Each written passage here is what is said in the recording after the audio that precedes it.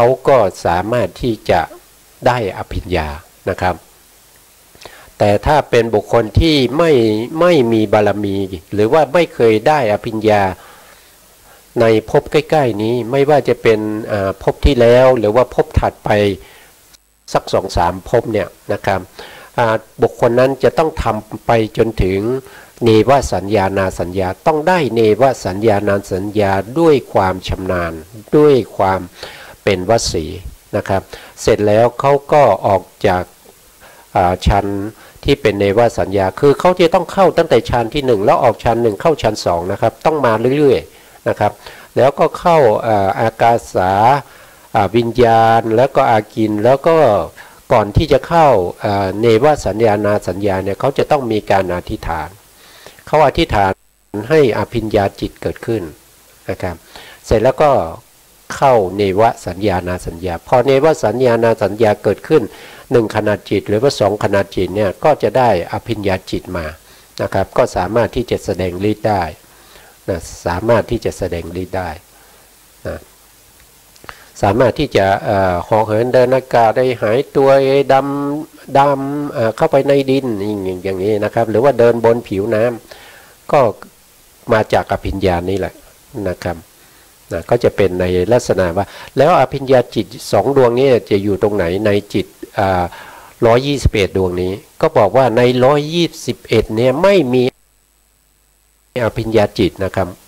แล้วใน89ดวงนี้ก็ไม่มีอภิญญาจิตแต่อภิญญาจิตนี่เป็นจิตที่เพิ่มขึ้นมานะครับจาก89เนี่ยเพิ่มมาอีก2ดวงเพิ่มตรงไหนก็คือถ้าเป็นอภิญญากุศลเนี่ยเขาก็จะเพิ่มตรงนี้นะครับเพิ่มตรงนี้นะครับตรงหลังจากปัญจมฌานกุศลนะครับแต่อีกดวงหนึ่งเขาจะเป็นกิริยาก็จะเพิ่มตรงนี้นะครับก็จะเป็นหลังปัญจมฌานกิริยานะครับก็จะเป็นอภิญญากิริยาก็จะอยู่ตรงนี้นะครับเพราะฉะนั้นถ้าว่าโดยจิตเนี่ยถ้าเอาอภิญญานับเข้าไปด้วยก็จะได้จิตอยู่ว่าโดยย่อก็91นะ91ดวงนะครับไม่ใช่89นะครับบวกไปอีก2ดวงนะครับแต่ถ้าว่าโดย121เนี่ยถ้านับอภิญญาเข้าไปก็ต้องบวกอีก2ก็จะเป็น123ดวงนะครับก็จะเป็นในลักษณะอย่างนี้แต่ท่านไม่ได้วาดรูปไว้แล้วก็ไม่ได้รวมเอาไว้ในปรมัตถธรรมนะในแผนภูมิปรมัตถธรรมนะก็จะเป็นในลักษณะอย่างนี้นะครับทีนี้ก็ต่อไปนะก็ต่อไปในข้อต่อไปนะครับ12แล้วก็ไม่มีตรงนี้เขาจะบอกว่าแยกอัปปนาชวนะ26นะครับในข้อ12เนี่ยเขาจะแยกให้เราใน26เนี่ยที่เราได้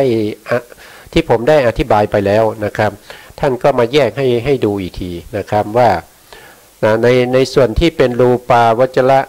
นะครับรูปาวจระกุศลนะครับ5นะครับแล้วก็อรูปาวจระอรูปาวจระกุศลอีก4นะครับก็เป็น9นะแล้วก็ผลจิตเบื้องต่ำ3นะครับแล้วก็มีเจตสิกประกอบอยู่38นะครับมีรูปที่เกิดขึ้นได้นะมีรูปที่เกิดขึ้นได้อยู่2อย่างนะครับรูปที่เกิดขึ้นได้2อย่างก็คือจิตตชรูปสามัญ1อย่างแล้วก็จิตตชรูปที่ทำให้อิริยาบถใหญ่นะครับอิริยาบถใหญ่ตั้งมั่นก็ได้แก่การยืนการนั่งการนอนนะครับตรงนี้เขาตัดการเดินออกไปแล้วนะแต่จริงๆการเดินนี่ก็มีส่วนได้ตามที่ได้แนะนำพระสูตรไปแล้วนะครับว่ามีอยู่นะครับอย่างเช่นพระอานนท์นะครับกับพระมหาศิวะนะครับตรัสรู้ตอนที่เดินจงกรมนะครับพระอานนท์ก็จะตรัสรู้ตอนที่กำลังเอนหลังเพื่อจะนอนเพื่อจะพักผ่อนนะเพื่อจะนอนพักผ่อนแต่หลังยังไม่ถึงพื้นนะครับตัวเอนไปแล้วนะครับก็สามารถที่จะตรัสรู้ธรรมได้นะที่เกิดจากมโนทวาราวชนะจิต1มหากุศลจิต8นะครับแล้วก็กุศลอภิญญาอีก1นะครับที่ตั้งมั่นอยู่ได้นานนะครับตั้งมั่นอยู่ได้นาน นี่ก็เป็นตรงที่เข้าอธิบายตรงนี้นะครับแล้วก็ต่อไปนะต่อไปในรูปาวจรกิริยา5แล้วก็อรูปาวจรกิริยา4มีเจตสิกประกอบ35แตกต่างกับตรงนี้นะครับตรงนี้ที่เป็นกุศลเนี่ยเขามี38นะแต่ตรงนี้เป็นกิริยามีอยู่35ต่างกันอยู่เท่าไหร่ต่างกันอยู่3นะต่างกันอยู่3นั่นก็คือเจตสิกที่เป็นวิรติ3นะครับเพราะว่าจิตที่เป็นรูปาวจรกิริยากับอรูปาวจรกิริยานั้นเป็นของพระอรหันต์นะพระอรหันต์เนี่ยไม่จำเป็นที่จะต้องมีการเว้นนะครับไม่จำเป็นที่ต้องมีการเว้นในเรื่องของมิจฉาวาจามิจฉากรรมันตะมิจฉาอาชีวะไม่จำเป็นที่จะต้องมีการเว้นเพราะศีลของท่านนั้นบริสุทธิ์อยู่แล้วบริสุทธิ์จากอะไรบริสุทธิ์จากการบริสุทธิ์จากการที่ท่านได้อรหันตมรรคนะครับอรหันตมรรคแล้วก็ศีลของท่านก็บริสุทธิ์แล้วนะครับเพราะฉะนั้นจึงไม่จำเป็นที่จะต้องมีวิรติเจตสิกเข้ามาประกอบอยู่ในรูปาวจรกิริยาและก็รูปาวจรรูปาวจรกิริยานะครับไม่จำเป็นนะไม่จำเป็นเพราะฉะนั้นก็เว้นออกไปก็เหลือ35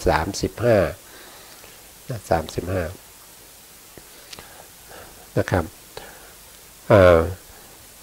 จิตตชรูปที่เป็นอิริยาบถใหญ่ตั้งมั่น3นะครับก็คือการยืนนั่งนอนนะครับที่เกิดจากมโนทวาราวชนะจิต1มหากิริยาจิต8กิริยาปัญญาจิต1นะครับตั้งมั่นอยู่ได้นานนะครับอันนี้ท่านก็อธิบายอย่างที่ผมอธิบายไปแล้วนะครับแต่เพียงแต่ท่านแยกในส่วนที่เป็นของปุถุชนกับพระอรหันต์นะครับปุถุชนรวมกับพระอริยะเบื้องต่ำนะครับแล้วก็ถ้าส่วนนี้เป็นของพระอรหันต์นะครับท่านแยกบุคคลออกมานะต่อไปนะครับตรงนี้เขาพูดถึงอรหันตมรรคจิตนะเมื่อกี้เนี่ยเขาพูดถึงผลจิตไปแล้วตรงนี้นะครับพูดถึงผลจิตเบื้องต่ำไปแล้ว3นะครับตรงนี้เขาก็มาพูดถึงอรหันตมรรคอรหันตผลนะอรหันตมรรคกับอรหันตผลเนี่ยมีเจตสิกประกอบอยู่36นะครับทีนี้เรามาดูก่อน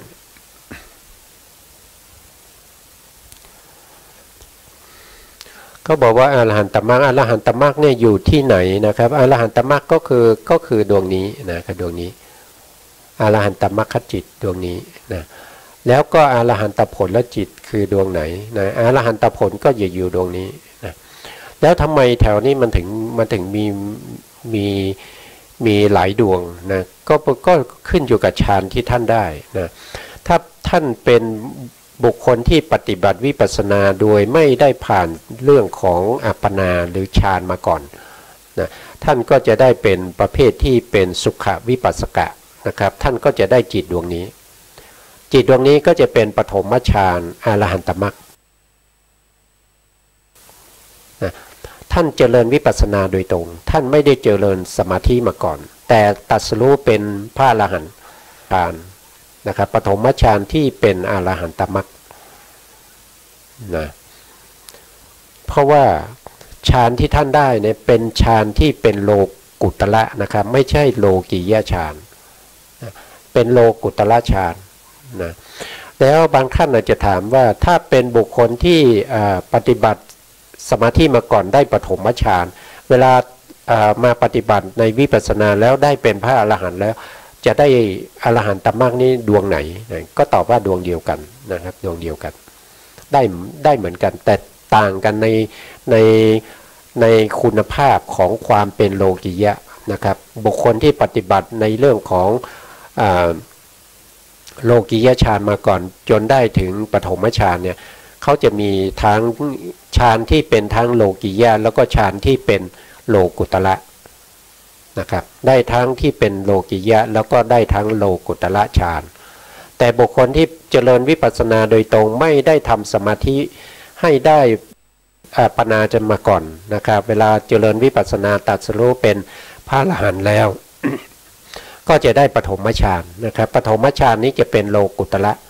นะครับก็คือปฐมฌานอรหันตมรรคนะครับก็คือดวงนี้แล้วดวงที่ถัดไปก็จะเป็นทุติยฌานตติยฌานจตุตถฌานปัญจมฌานแล้วจิตพวกนี้มีไว้ทำไมก็มีไว้รองรับพวกที่ได้โลกิยฌานที่เป็นทุติยฌานแล้วก็ตติยฌานจตุตถฌานปัญจมฌานแล้วก็มาเจริญวิปัสสนาโดยเอาฌานมาเป็นบาตในการเจริญวิปัสสนาพอตรัสรู้เป็นพระอรหันต์ท่านก็จะได้ฌานที่เป็นทั้งโลกิยะและโลกุตระ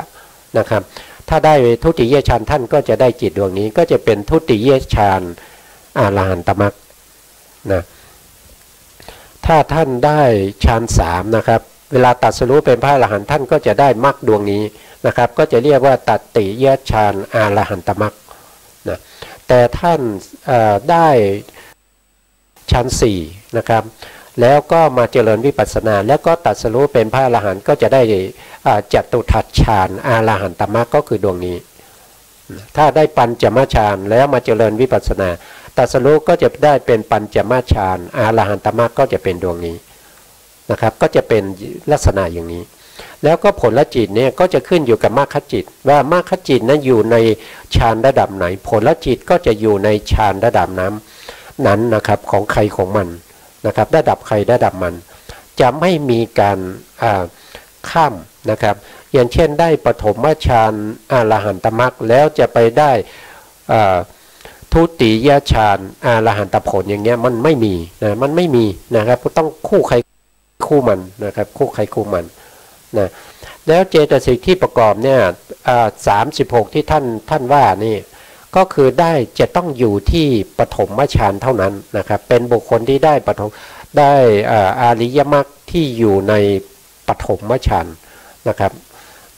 ก็คืออรหันตมรรคนะครับที่เป็นปฐมฌานเท่านั้นจะมีเจตสิกประกอบอยู่36นะถ้าไปในทุติยฌานเนี่ยเจตสิกก็จะหายไป1นะครับก็จะเหลือแค่35ตัวที่หายไปก็คือตัววิตกที่ผมพูดถึงนะครับตัววิตกซึ่งอยู่ในปกิณณกเจตสิกในอัญญในส่วนแถวที่2ในอัญญสมณะเจตสิก13นั้นนะแล้วก็พอไปในฌานที่3นะฌานที่3เนี่ยนะครับฌานที่3เนี่ยก็จะเว้นปิตินะครับก็จะเว้นปิตินะเว้นปิติเพิ่มขึ้นนะครับไม่ใช่เว้นเฉพาะปิตินะครับก็จะเว้นไป3นะครับเว้นวิตกวิจารแล้วก็ปิตินะครับก็จะเหลือแค่34นะแล้วก็ในฌาน4เนี่ยก็จะเหลือ33ฌาน4นี้33เนี่ยซึ่งต่างกับฌาน3นะครับต่างกับตติยฌานก็คือ1นะครับ1นี่คืออะไรนะครับ1นี่ก็คืออะไรก็คือสุขนะครับก็คือสุขนะฌานที่1เนี่ยเว้นวิตกใช่ไหมครับฌานที่2เว้นวิจารฌานที่3เว้นปิติฌานที่4เว้นสุขนะครับเว้นสุขฌานที่5นี้ก็จะเหมือนกับฌานที่4เจตสิกแต่ว่าสภาวะไม่เหมือนกันนะครับองค์ฌานเนี่ยเขาจะเปลี่ยนจากฌาน4นะครับฌาน4ที่เป็นจตุตถฌานเนี่ยเขาจะเป็นสุขกับเอกคตาใช่ไหมครับแต่พอมาฌาน5เนี่ยเขาจะเปลี่ยนจากสุขเนี่ยเป็นอุเบกขานะครับอุเบกขากับเอกคตานะครับสุขจะไม่เป็นองค์ฌานแล้วนะสุขที่พูดถึงนะครับสุขนี้เป็นเวทนานะครับแต่ตรงที่เปลี่ยนมาเป็นอุเบกขาเนี่ยไม่ใช่ตัวเวทนาแล้วกลายเป็นตัวที่เป็นตัตตละมัชฌัตตานะครับที่ทำหน้าที่ธรรมชาตินะครับก็ยังจำได้ไหมนะผมก็เราไม่ได้ทบทวนนานนะครับก็จำไม่ได้ว่านะครับก็ต้องเปิดหนังสือนะครับว่าธรรมชาติที่เป็นที่ทำหน้าที่อะไรนะครับเพราะว่าเรานะครับตัตตละมัชฌัตตานะครับตัตตละมัชฌัตตาธรรมชาติที่ทำให้จิตนะครับจิตเจตสิกสม่ำเสมอในกิจของตนนะครับในกิจของตนนะครับไม่ให้มีการยิ่งหย่อนไปกว่ากันนะครับ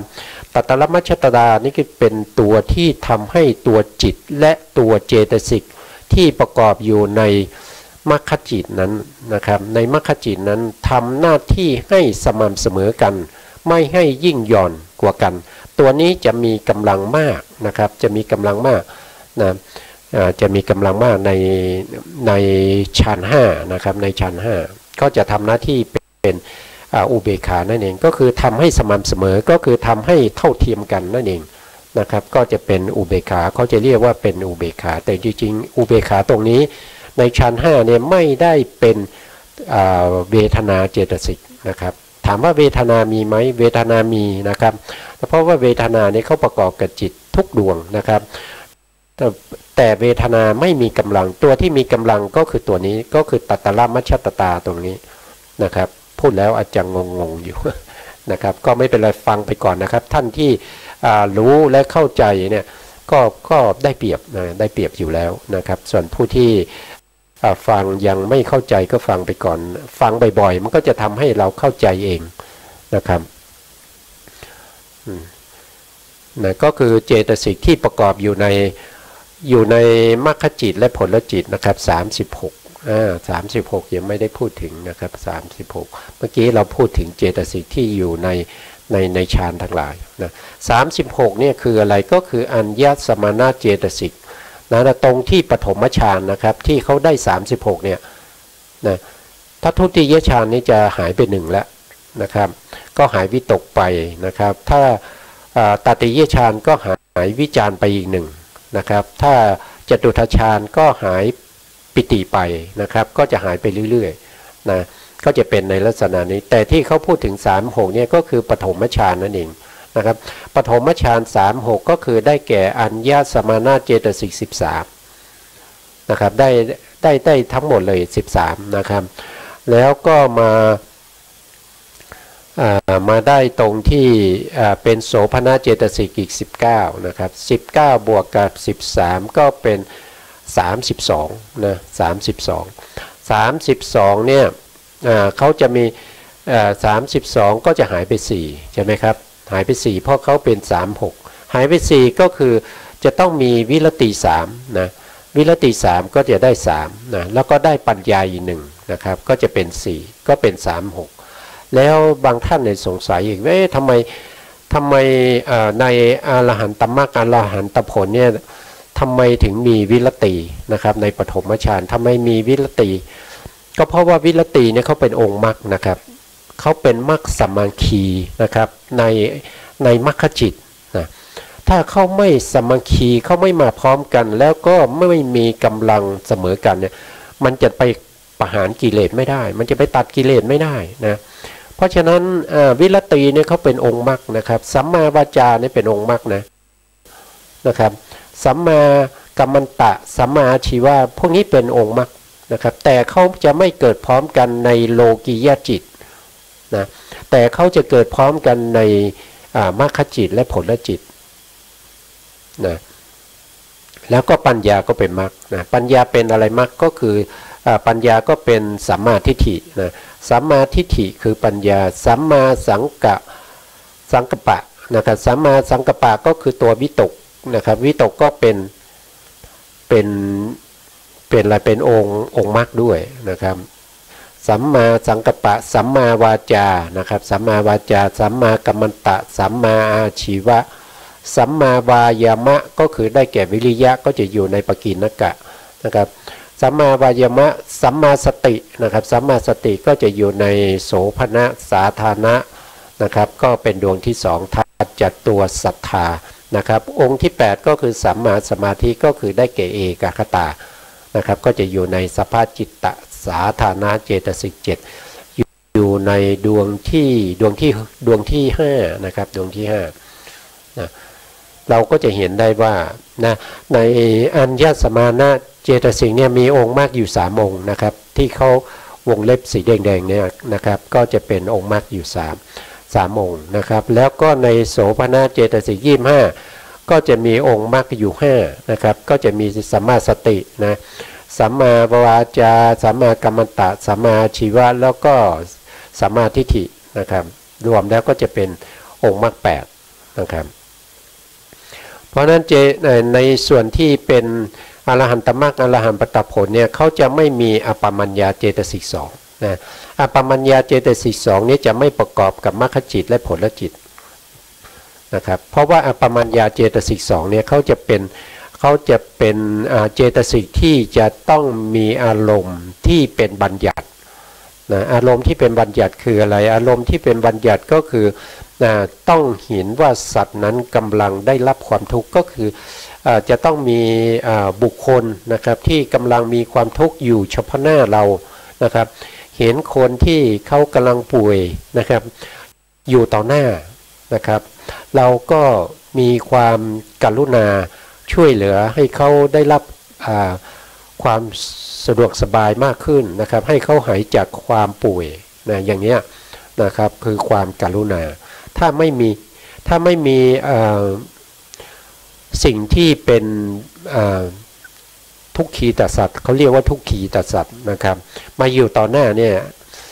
อปมัญญาที่ชื่อว่ากรุณาจะไม่เกิดนะครับในขณะที่เราได้อรหันตมรรคเนี่ยเรามีอารมณ์เป็นพระนิพพานนะครับเราไม่มีทุกขีตสัตว์เ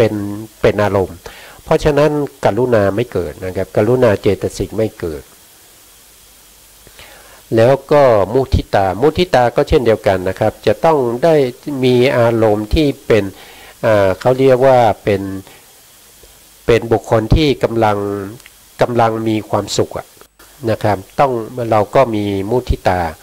เขาเรียกว่าปิยมนาปะนะปิย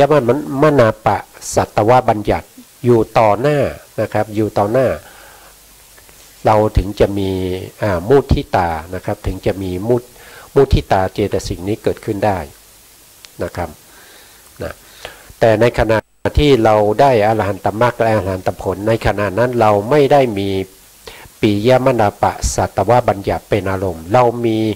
พระนิพพานนั้นเป็นอารมณ์เพราะฉะนั้นเจตสิกที่เป็นอปมัญญาสองดวงนี้จะไม่เกิด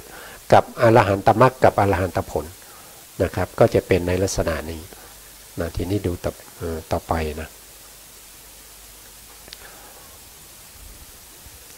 เวลาจะหมดแล้วนะเวลาจะหมดแล้วนะครับก็จำเป็นที่จะต้องลาท่านผู้ฟังและผู้ชมไปก่อนแล้วครับเพราะว่าเวลาหมดนะครับแล้วก็ ครับสุดท้ายนี้ก็ขอกราบขอบพระคุณพระครูสมุทรวิศวัตรวรกิจโจและพระครูปริยัติยานุศาสตร์นะครับและก็ท่านผู้ฟังและผู้ชมทุกท่านนะที่ติดตามในรายการพระไตรปิฎกลอยฟ้าในเนื้อหาของพระอภิธรรม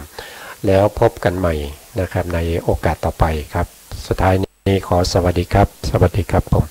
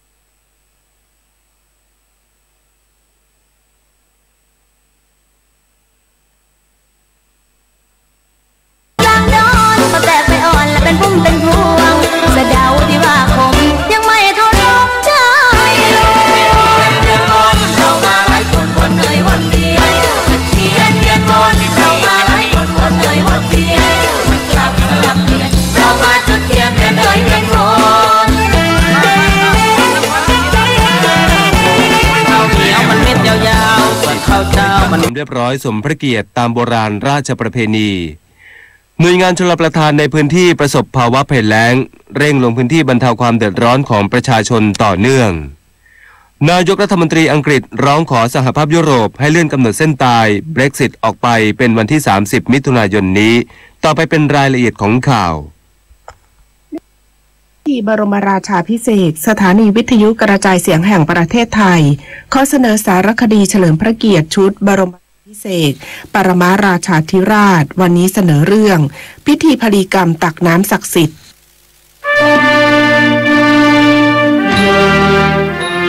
สารคดีเฉลิมพระเกียรติชุดบรมราชาภิเษ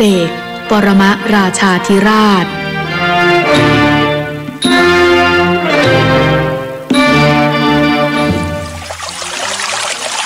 การประกอบพิธีพลีกรรมตักน้ำศักดิ์สิทธิ์เพื่อใช้ทำน้ำสงฆ์มุรธาภิเษกและน้ำอภิเษกในพระราชพิธีบรมราชาภิเษกพุทธศักราช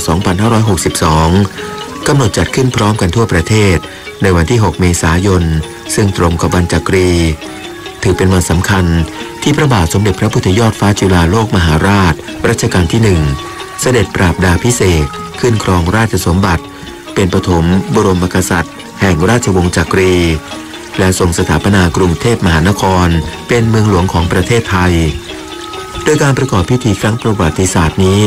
กำหนดขึ้นตามฤกษ์เวลา 11:50